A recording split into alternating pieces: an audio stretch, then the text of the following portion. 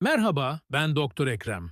Bugün modern çağın en sessiz ama en yaygın sorunlarından biri olan burnout, yani tükenmişlik sendromunu konuşacağız. Burnout nedir? Tükenmişlik sadece çok yorulmak değildir. Kişinin fiziksel, zihinsel ve duygusal kaynaklarının bitmek bilmeyen talepler karşısında tamamen boşalmasıdır.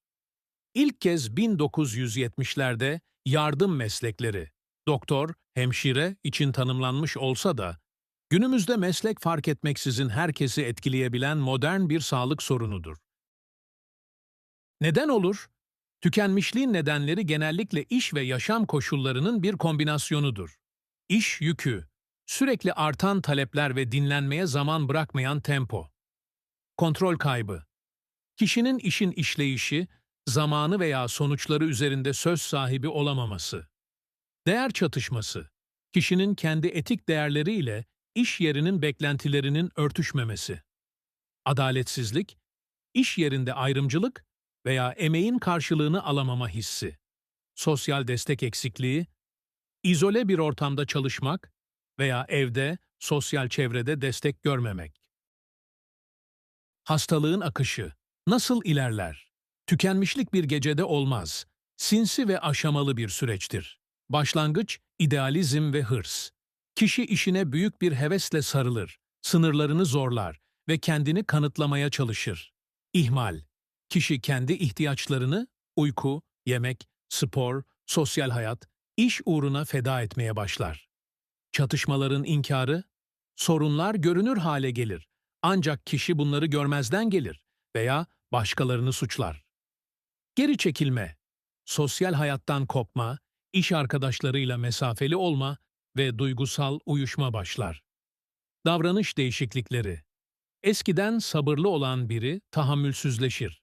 Sinirli veya tamamen ilgisiz hale gelir. Tam tükenme, fiziksel ve ruhsal çöküş. Bu aşamada kişi artık yataktan kalkmakta bile zorlanabilir. Kimler risk altında? Yardım meslekleri, hekimler, hemşireler, öğretmenler, sosyal hizmet uzmanları, sorumluluğu yüksek pozisyonlar, yöneticiler, CEO'lar veya sürekli karar vermesi gereken kişiler, mükemmeliyetçiler, hata yapmaktan korkan ve standartları çok yüksek olan kişiler, bakım verenler, evde yaşlı veya hasta yakınına bakmak zorunda olanlar, hayır diyemeyenler, sınır çizmekte zorlanan ve her görevi üstlenen kişiler. Tedavisi nasıldır? Tedavi süreci, sorunun ne kadar ilerlediğine bağlı olarak kişiye özel planlanır. Yaşam tarzı değişikliği.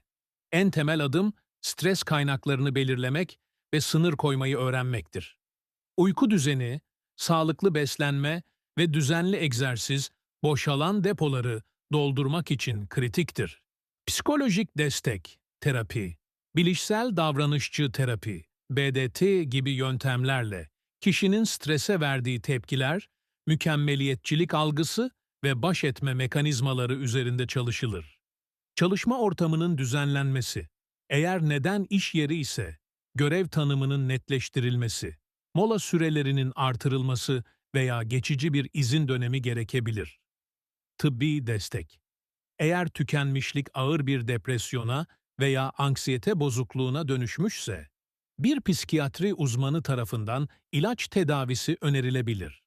Gevşeme teknikleri, meditasyon, nefes egzersizleri ve mindfulness, farkındalık çalışmaları sinir sistemini yatıştırmaya yardımcı olur. Özetle, tükenmişlik bir zayıflık değil, uzun süreli aşırı yüklenmenin biyolojik ve psikolojik sonucudur. Erken fark edildiğinde yaşam tarzı düzenlemeleriyle çözülebilirken, ileri aşamalarda profesyonel tıbbi yardım şarttır. Bir başka konuda yeniden buluşmak dileğiyle, şimdilik hoşça kalın. Videoyu beğenir, yorum yapar ve dostlarınızla paylaşırsanız çok sevinirim.